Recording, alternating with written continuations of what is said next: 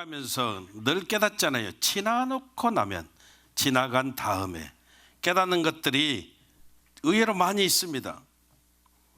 예를 들어서 이제 우리 민족을 놓고 본다면 그 당시에는 말도 안 되는 아픔이고 상처지만 어느 한편으로는 복이 되는 모습도 있다는 것이죠. 얼마 안 있으면 이제 수요일입니까? 수요일이면은 3.1절인데 제가 잠깐 묵상해 보니까 일제 36년 그 식민 치하 동안에 엄청난 민족의 고난 아픔의 시기였거든요. 근데 이게 좋다는 거 절대 아닙니다. 여러분, 어디 가서 목사님이 한편으로는 복이었대 이렇게 또 잘못 이야기하면 큰일 납니다. 근데 그런 민족의 큰 아픔과 고난의 때였지만 그때 사실 하나님의 복음이 들어왔거든요. 만약에 그 이전에 들어왔어도 힘들었을 것 같고 그 이후에 들어왔어도 별로였을 것 같습니다. 근데 일제 치한 때 얼마나 우리가 고난을 많이 겪었습니까? 그 고난을 겪고 있는 그때 복음과 고난이 만나게 되어져 고난의 시절이었기 때문에 흡수력이 굉장히 엄청났고 복음 전파 차원에서 본다면 오히려 전화이복이 되어지는 모습이 되어졌다는 것이죠. 아멘. 이제 이해하시죠? 우리끼리니까 한번 솔직히 이야기해. 우리 민족이 좀 좋은 민족이에요? 나이스한 민족이에요?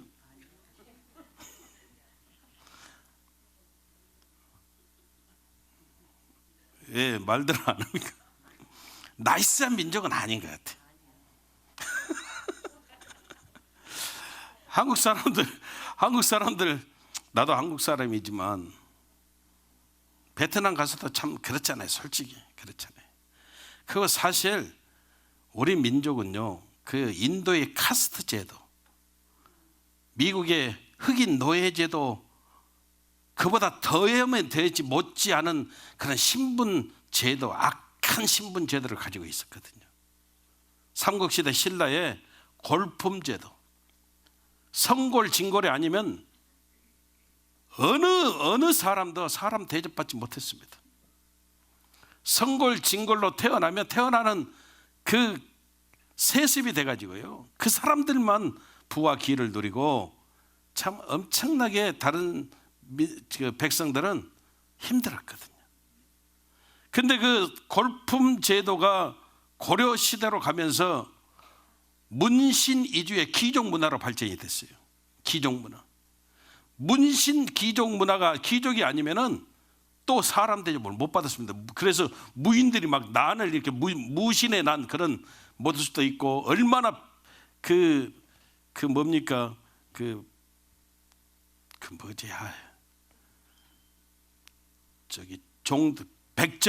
백정들이 얼마나 한이 맺혔으면 그 종들이 반란을 일으킵니다. 그 정도로 힘들었어요. 그 정도로. 그리고 고려시대 때 그 문신 이주의 귀족 문화가 조선시대로 와가지고 양반제도가 돼가지고요, 양반 아니면 여러분 대접 못 받았습니다. 그게 우리 민족의 사상 가운데 악한 신분사회의 모습이 그대로 뿌리를 내렸거든요. 그래가지고 제가 어렸을 때만 해도 지금은 그렇지 않은데, 지금은 절대 그런 일 없는데, 성씨가 조금 특별해도 아버지가 결혼 반대했습니다. 안 그런 척 그러지 말라니까. 꼭 나만 딴 세계에 살다 온 것처럼 여러분들이 꼭 그렇게 만들어. 여러분 그랬어요. 정말로 그랬어요. 같은 이슈에도 어디 이슈냐? 그랬잖아요. 솔직히 한번 이야기해봐요. 그랬어요. 근데 정말 따지는 사람들은요, 자녀들 결혼 안 시켰습니다. 자녀들 결혼 안 시켰어요. 이건 여러분 절대 없어지지 않을 정말 북박이 신분, 악한 그런 신분 제도였거든요. 근데 이게 생각해봐요. 일제 36년 치하가 없었다면 한편으로 양반 제도가 없어졌을까요? 절대로 저는 안 무너졌을 것이라고 생각합니다.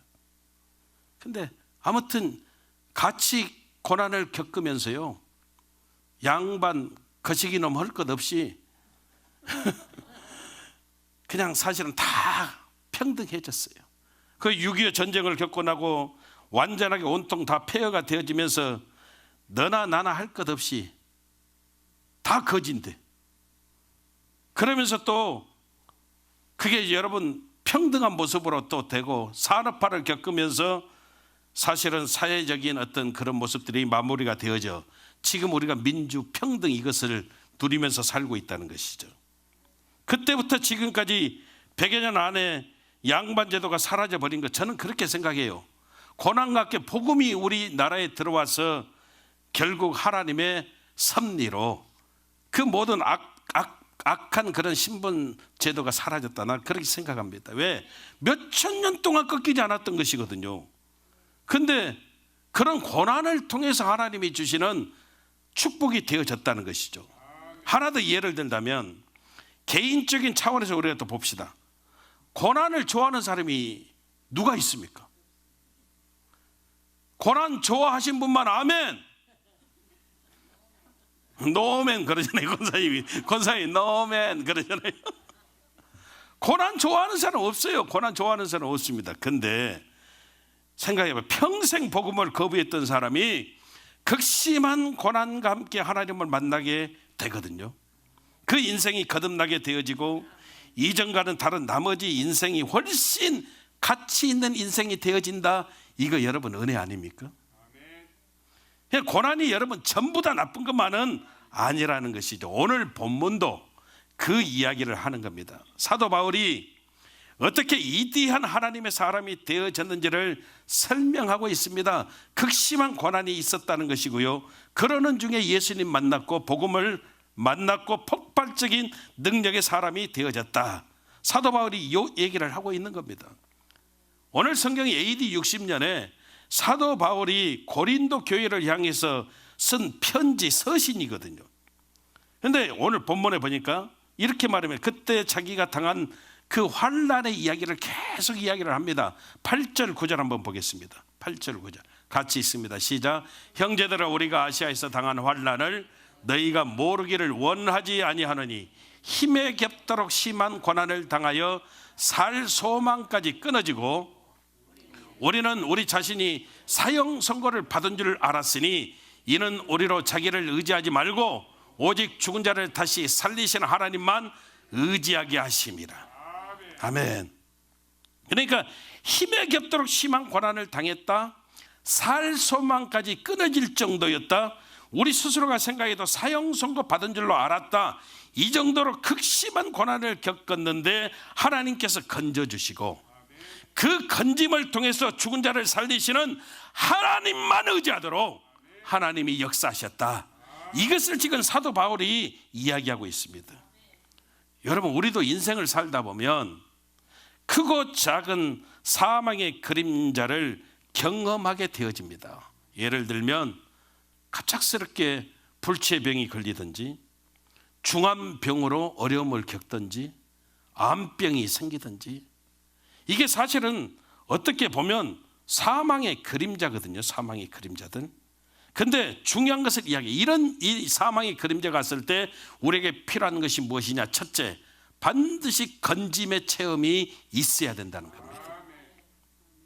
건짐의 체험. 여러분, 사망의 그림자가 있어도 우리가 간절히 기도하면, 그렇잖아요. 지금 죽은 거 아니죠. 살아 있잖아요. 아멘 해봐요. 사망의 그림자가 다가왔어도 내가 살아 있어요. 근데 뭐가 중요하다? 죽음의 그림자를 느끼고 있어도 우리가 간절히 기도하면 거기서 건짐받게 되어지는 체험이 우리에게 찾아오게 되어진다는 거예요. 그래서 핵심이 뭐냐? 이런 사망의 그림자를 느끼게 되어질 때 우리가 할 일이 바로 기도해야 된다는 거예요. 사업을 하다가도 완전히 파산될 지경에, 아니 망하게 되어지는 그런 일들이 생길 수 있어요. 그러면 이것도 사실은 어떻게 보면 사망의 그림자예요. 도저히 내가 일어설 수 없어요. 근데 중요한 것이 뭐냐면 기도했더니 하나님이 건짐의 체험을 주시는 거예요.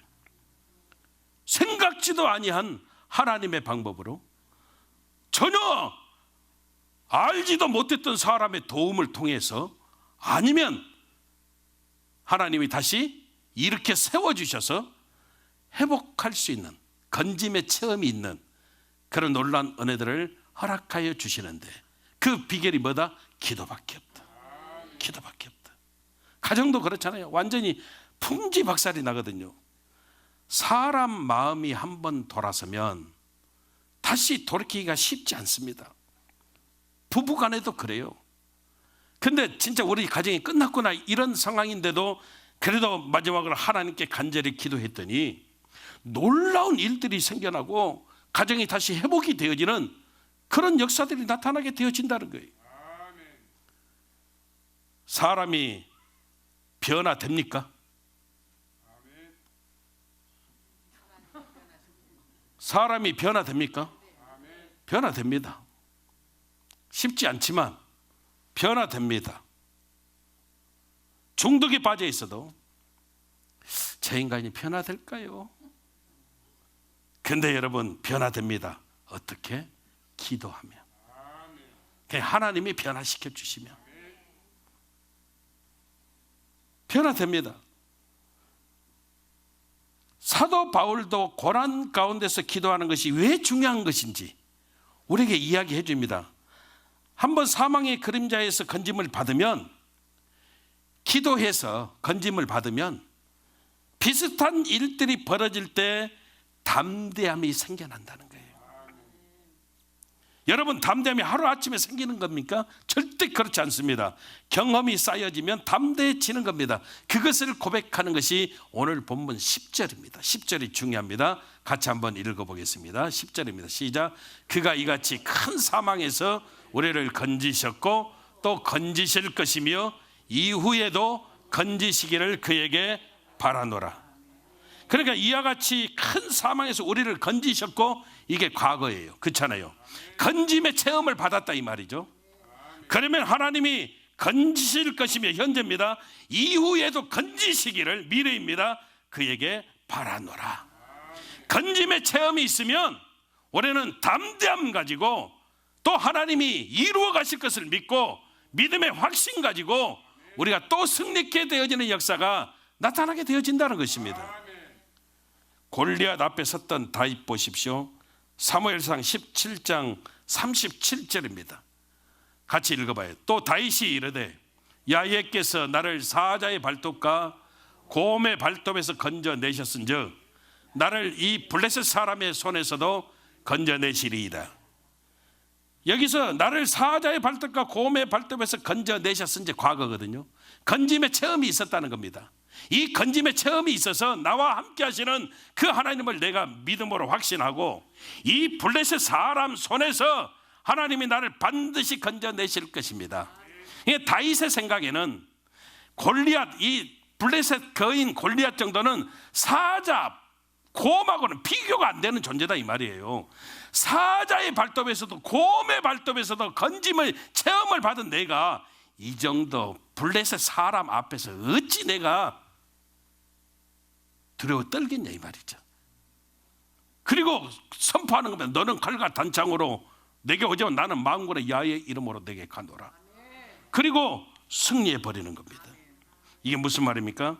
사망의 그림자가 있을지라도 건짐의 체험이 있으면 저와 여러분들이 얼마든지 강하고 담대할 수 있다는 겁니다. 그래서 기도가 중요한데, 기도 가운데 중요한 게 뭐냐면 결국은 인내, 기다림이라는 겁니다. 기도할 때 반드시 같이 이야기되어야 되는 게 인내입니다. 구약 성경 가운데 하박국서는 총 3장밖에 되지 않는 짧은 성경입니다. 하박국 선지자가 하나님께 외치거든요. 기도하거든요. 하나님, 언제까지 이 나라를, 우리식으로 말한다면 이 꼴로 만드실 겁니까? 왜 악한 대적을 통해서 압박을 받게 만드시고 언제까지 이런 모습이 될 겁니까? 이렇게 기도했을 때 하나님이 말씀하세요. 그 말씀이 하박국서 2장 3절입니다. 우리 같이 읽습니다. 이 묵시는 정한 때가 있나니 그 종말이 속히 이르겠고 결코 거짓되지 아니하리라. 비록 더딜지라도 기다리라. 지체되지 않고 반드시 응하리라. 여기서 더딜지라도, 이 말은 이 더딜지라도 너 시간이야, 너 생각이야, 네가 생각하는 그때야. 이것은 더딜지라도 괜찮아. 왜? 하나님의 때가 있다는 거예요. 하나님의 시간이 있다는 겁니다. 하나님의 때에는 반드시 지체되지 않고 응하게 되어지는 역사가 있다. 중요한 것이 뭡니까? 우리가 하나님의 시간을 모르니까 어떻게 하라는 거예요? 그냥 기다리라는 겁니다. 인내하라는 겁니다. 결국 기다림과 믿음이라고 하는 것은 같은 말입니다. 따라합시다. 믿음이 기다림입니다. 그렇습니다. 그러면서 하박국서 2장 4절에 의인은 믿음으로 말미암아 살리라. 이렇게 하나님께서 그 은혜 가운데 우리를 붙잡아 주시는 것입니다. 그래서 여러분 잊지 마십시오. 지금 힘들고 어려운 고난 가운데 있을지라도, 사망의 그림자를 느낄지라도 우리가 간절히 기도하면 건짐의 체험을 통해서 우리가 승리하는 놀라운 역사가 있음을 믿으시기를 주님의 이름으로 축원합니다. 두 번째는 건짐의 체험이 있게 되어지면 저와 여러분들이 이제는 더 나아가서 건짐으로 끝나지 말고 우리가 건짐을 통해서 위로를 받았으니까 다른 사람을 위로할 수 있는 위로자가 되어져야 된다는 겁니다. 사실 위로한다는 것이 쉬운 게 아니거든요. 오늘 본문 3절 4절에 보니까 하나님을 우리에게 소개하는데 뭐라고 말하십니까?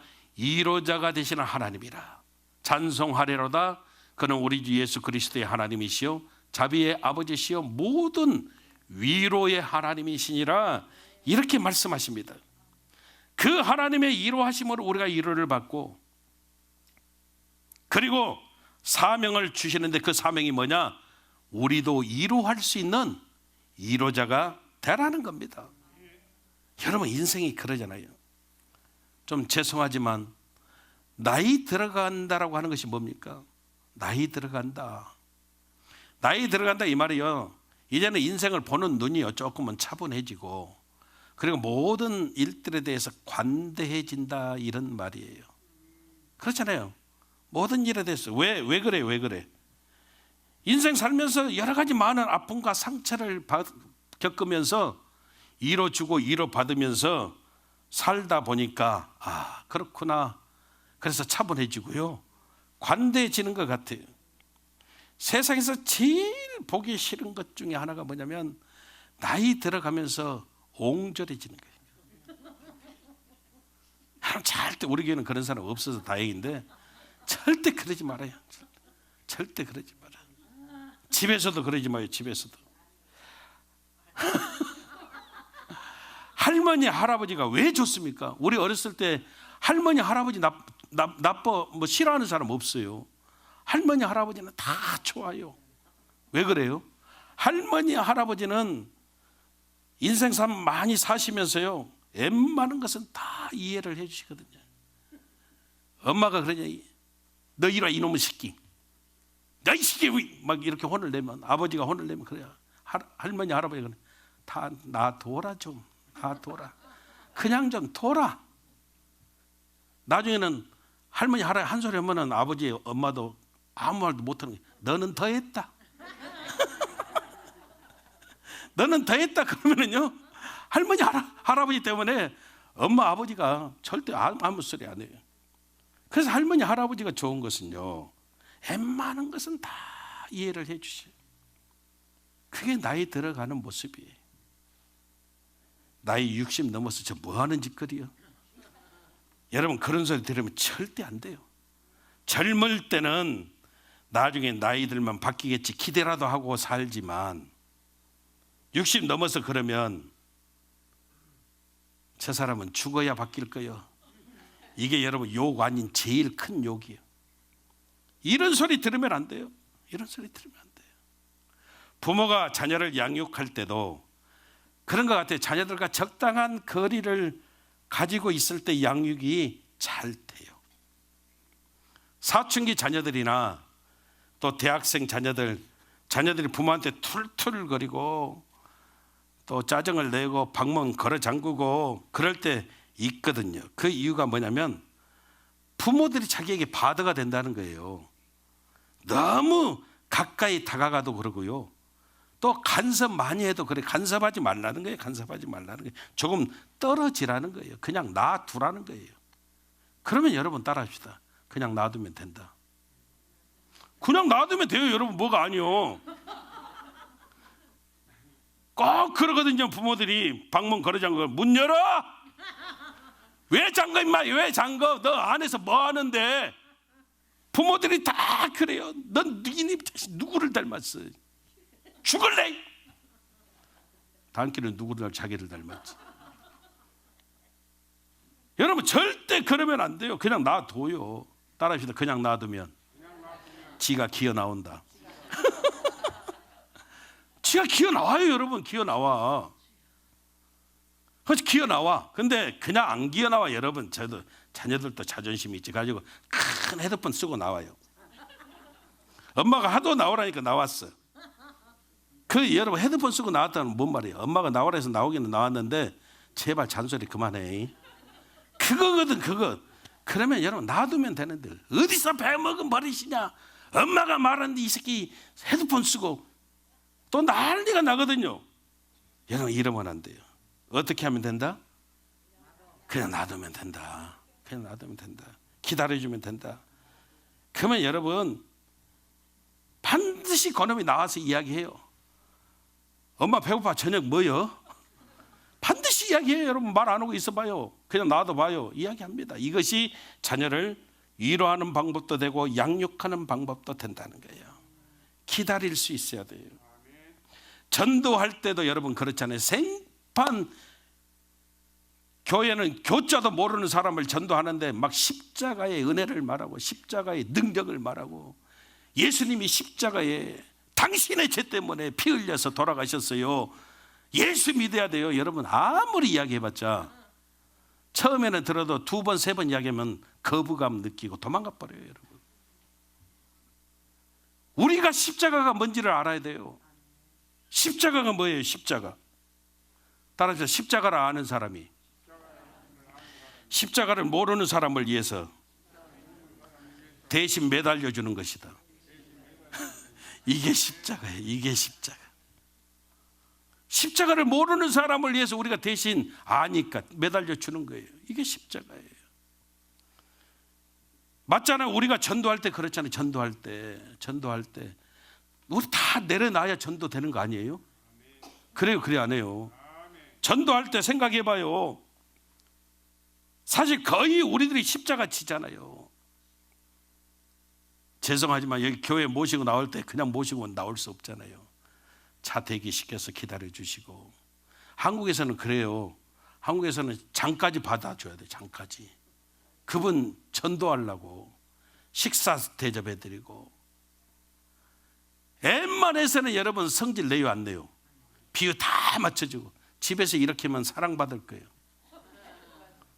집에서는 그러지 않잖아요. 근데 밖에 나와서 왜 그래요? 영혼 구원이 위해서. 그렇게 해도 내가 하나님이 주시는 기쁨이 내 안에 채워짐을 알기 때문에 감사함이 있잖아요. 감사함이. 그러잖아요. 오늘 본문의 바울도 보세요. 고린도 교회 성도들이 바울의 말씀으로 변화된 자가 그렇게 많지 않아요. 말씀 한 번 듣고 변화되기가 쉽지 않아요. 그래서 고린도 교회는 바울의 사도권을 대적하고 바울을 또 대적하고 이런 사람들도 있었어요. 그런데 언제 이 사람들이 다 변화가 됐느냐면 바울이 개척한 교회인데 바울이 열심으로 그들을 대신해서 십자가에 매달려 줬거든요. 그때 달라졌다는 거예요. 잊지 마세요. 여러분 복음 증거는 자연과학이 아니에요. 복음 증거는 어떤 기준이나 매뉴얼로 되어지는 게 아닙니다. 복음을 전하는 사람마다 다 패턴이 다릅니다. 왜 그래요? 하나님이 나를 위로해 주신 방법들이 다 각기 다르기 때문에 그래요. 하나님께 받은 위로의 모습들이 다 다르기 때문입니다. 다시 한번요. 위로가 뭐라고요? 그 사람의 십자가를 대신해서 내가 매달려 주는 거예요. 그때 우리를 통해서 변화가 일어나는 역사가 나타나게 되어진다는 겁니다. 건짐의 은혜를 체험을 통해서 그 사람을 위로할 수 있는, 얼마든지 그 사람의 십자가 대신 매달릴 수 있는 기쁨이 우리 안에 있어야 된다는 겁니다. 학개서 2장 7절에 보니까 이렇게 말합니다. 같이 읽습니다. 또한 모든 나라를 진동시킬 것이, 여기서 모든 나라는 옛날 성경 만국이라고 그럽니다. 만국을 진동시킬 것이며 모든 나라에 보배가 이르니, 여기서 모든 나라 만국의 보배는 사모하는 자, 만국에 사모하는 자, 예수님을 말합니다. 이르리니 내가 이 성전의 영광이 충만하게 하리라. 만군의 야훼의 말이니라. 여러분, 결국 신앙은 뭐라고요? 견딤이고요. 믿음이 뭐라고요? 기다림이에요. 만국에 사모하는 자, 예수님. 여러분, 우리가 분명히 예수님이 이 땅에 오심을 기다리면서 우리가 살아가는 것 아닙니까? 우리 찬송 하나 할까요?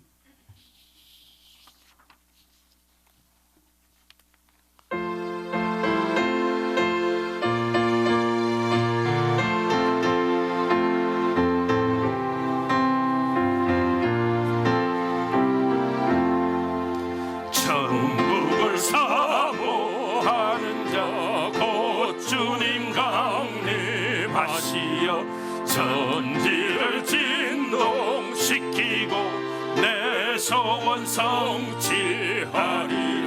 신실한 약속 붙잡고 조금만 더 기다려라. 조금만 더 기다려라. 기도에 응답 없어도 너 낙심하지 말아라. 만사의 때가 있나니 조금만 더 기다려라. 신실한 약속 붙잡고 조금만 더 기다려라. 조금만 더 기다려라. 세상의 물결 흉흉코 제약의 파도 이뤄도 주님을 앙망하면서 조금만 더 기다려라. 신실한 약속 붙잡고 조금만 더 기다려라. 조금만 더 기다려라. 흑암의 권세 팽창코 악마의 시험 많으나 하나님 은혜 힘입어 조금만 더 기다려라. 신실한 약속 붙잡고 조금만 더 기다려라. 조금만 더 기다려라. 심신이 피곤하여도 실패를 거듭하여도 성령의 권능 받아서 조금만 더 기다려라. 신실한 약속 붙잡고 조금만 더 기다려라. 조금만 더 신실한 약속 붙잡고 조금만 더 기다려라. 조금만 더 기다려라. 아멘. 여러분, 신앙은 견딤이에요. 믿음은 기다림입니다. 우리가 건짐의 은혜를 통해서 그 사람을 위로할 수 있는, 우리가 위로를 받았으니까 그 사람을 위로할 수 있는, 얼마든지 그 사람이 십자가 대신 매달려 줄 수 있는 넉넉한 기쁨 가지고 승리하는 저와 여러분들 다 되시기를 주님 이름으로 축원합니다. 기도하겠습니다.